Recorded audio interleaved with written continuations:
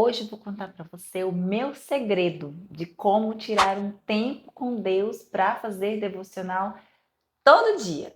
Olá, eu sou Ellen e hoje eu vou compartilhar com você como que eu faço para tirar um tempo com Deus de qualidade diariamente, fazendo um devocional. O negócio flui de uma forma tão instantânea que eu faço tudo que eu tenho que fazer durante um dia com Deus. Literalmente, é tipo isso. Eu não deixo de. Não acordo mais cedo para fazer o devocional. É isso que eu quis dizer, entendeu? Ah, mais um detalhe. Você já é inscrito no canal? Então deixa o like. Caso não seja, inscreva-se agora, porque a gente fala de muita coisa que com certeza te interessa. Vida de mãe, rotina de dona de casa e agora fé. Sim, quem aqui é mulher de oração? Bora comigo! Bom, antes de tudo, eu vou contextualizar para você a minha história, a minha jornada espiritual, porque eu cresci num lar cristão. E eu fui condicionada naquele meio desde criança. E na adolescência foi a fase em que mais eu me recordo de ser assim, induzida, vamos dizer assim, a ler a Bíblia, a passar mais tempo com Deus, a permanecer naquele crescimento espiritual e tal. Só que ao mesmo tempo, eu não sei explicar, mas a coisa não fluía, não permanecia. Eu sentia que eu tinha que pedir perdão muitas vezes ao dia. Eu sentia que eu precisava fazer alguma coisa, correr atrás, sabe? Ter um esforço, tipo, Deus ia me abençoar, mas de graça? Eu tinha que fazer a minha parte. Era tipo isso, era isso que eu a mensagem que chegava até mim era dessa forma. Até que eu tive a revelação do Evangelho da Graça. E essa revelação mudou a minha vida. Sim, mudou a minha vida porque eu entendi de fato que é de graça mesmo. Sim, era de graça mesmo. Olha só, eu na minha adolescência eu pensava que eu tinha que fazer alguma coisa porque não era de graça. Mas é de graça. Mas teve um preço e quem pagou foi Jesus. Foi Jesus. A questão é que parece que antes eu vivia como se ele estivesse o tempo inteiro pagando, pagando, pagando. Aí eu tinha que pedir perdão o tempo inteiro, era isso. E não é isso.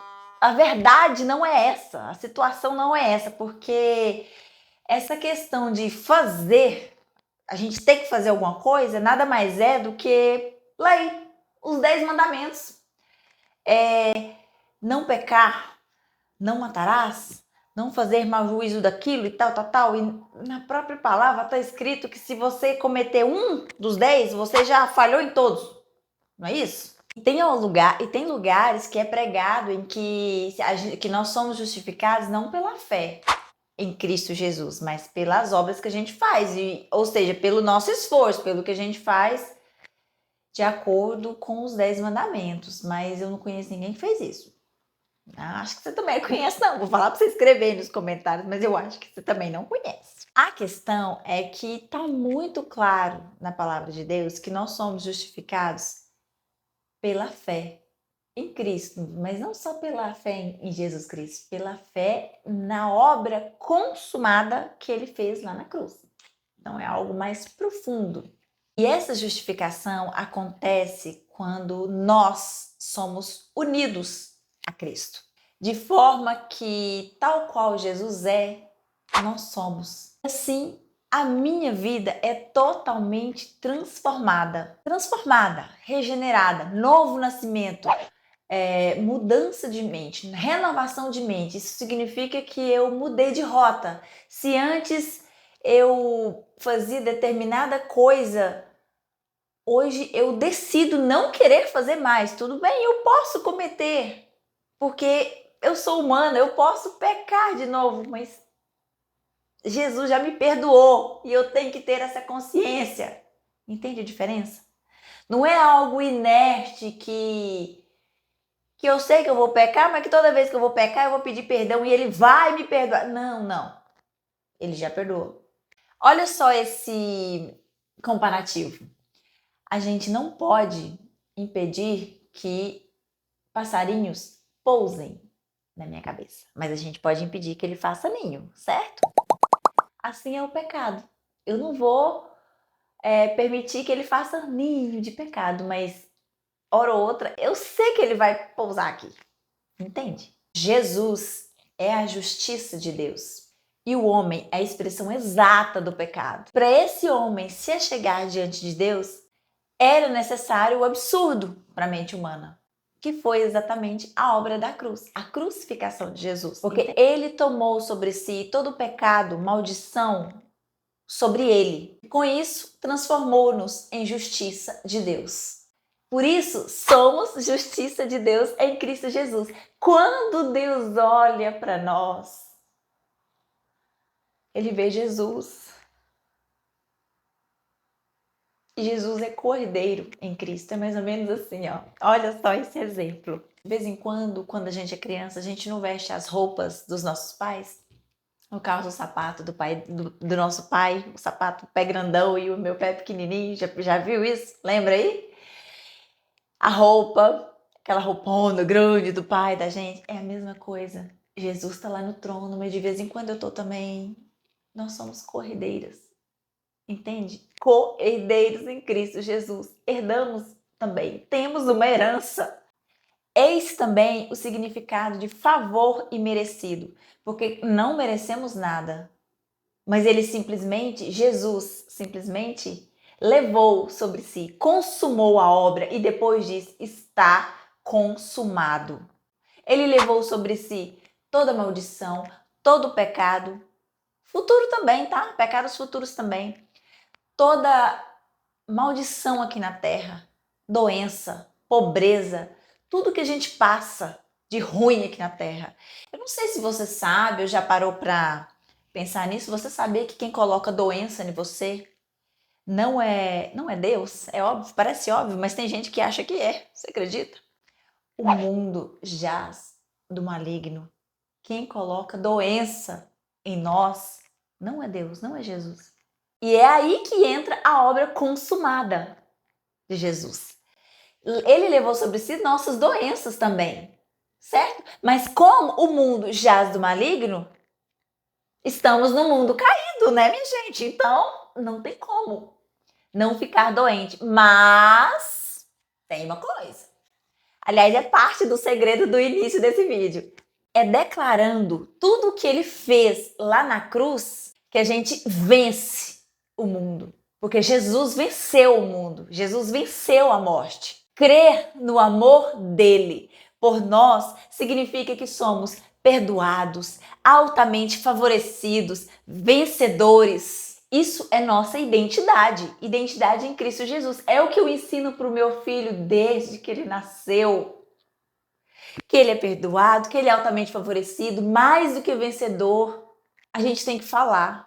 Não basta eu pensar todos os dias, não basta. Aliás, é psicologicamente comprovado de que tudo que a gente fala, a gente acredita. Eu não sou psicóloga, mas eu sei que tem um quê psicológico aí. Por isso é necessário, sim, que essas palavras saiam de nossas bocas. Então, todos os dias devemos pronunciar que somos perdoados, altamente favorecidos, mais do que vencedores, co-herdeiros em Cristo Jesus, justiça de Deus aqui na terra e muito mais. A questão, eu acho que o segredo disso tudo para mim foi começar a declarar isso quando a minha vida não estava boa. É mais ou menos assim, sabe quando você tem uma decepção de um emprego? Você não foi contratada, ou uma frustração, alguma coisa não foi como devia ser e você fica muito decepcionado o suficiente para achar que não é vencedor, ou decepcionado o suficiente que não merecia. A gente não merece mesmo não. E é exatamente a graça dele, o favor dele, que coloca muitas vezes a gente lá no alto para conseguir aquilo que a gente nunca imaginava. Entende o que eu tô falando?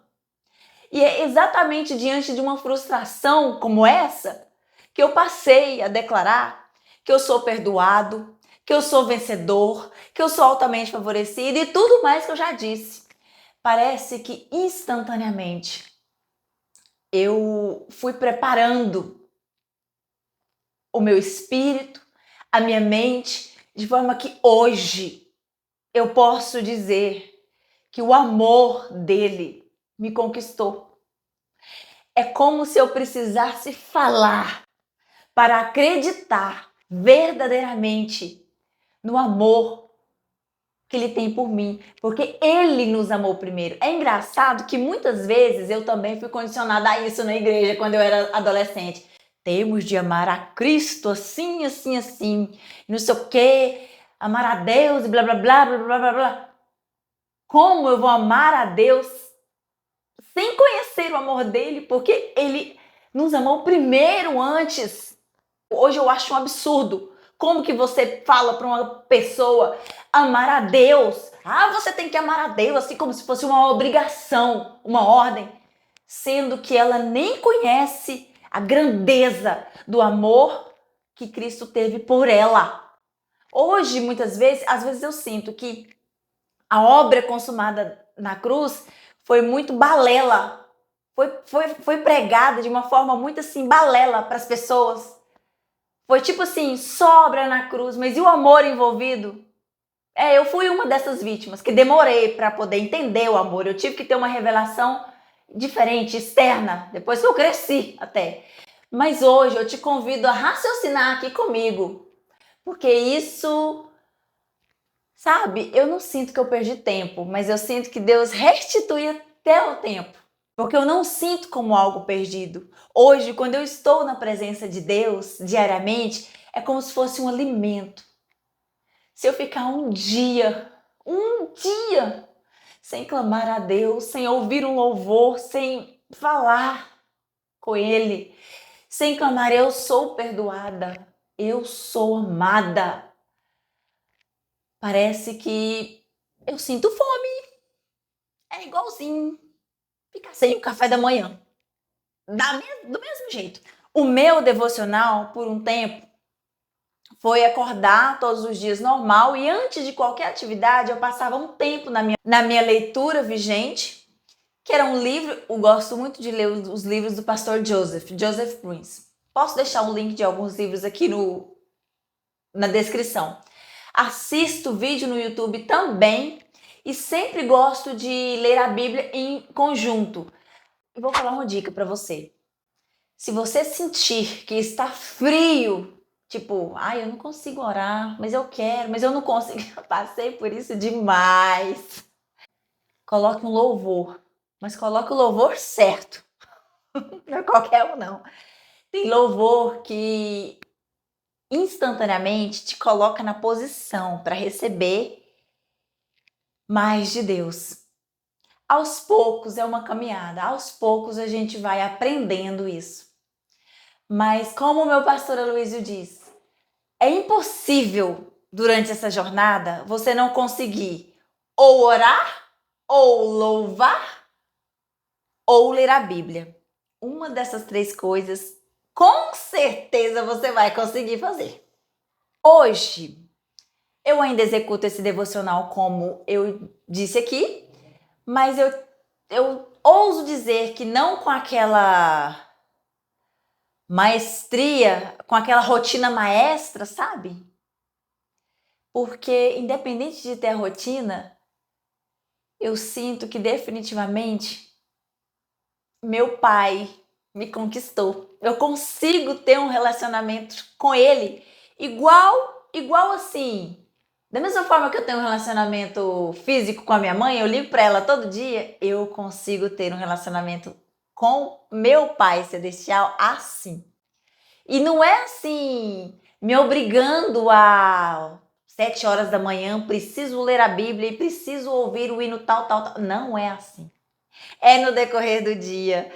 E isso é uma coisa que eu só consigo dizer que ele me conquistou e que sou salva pela graça, mas não foi de graça.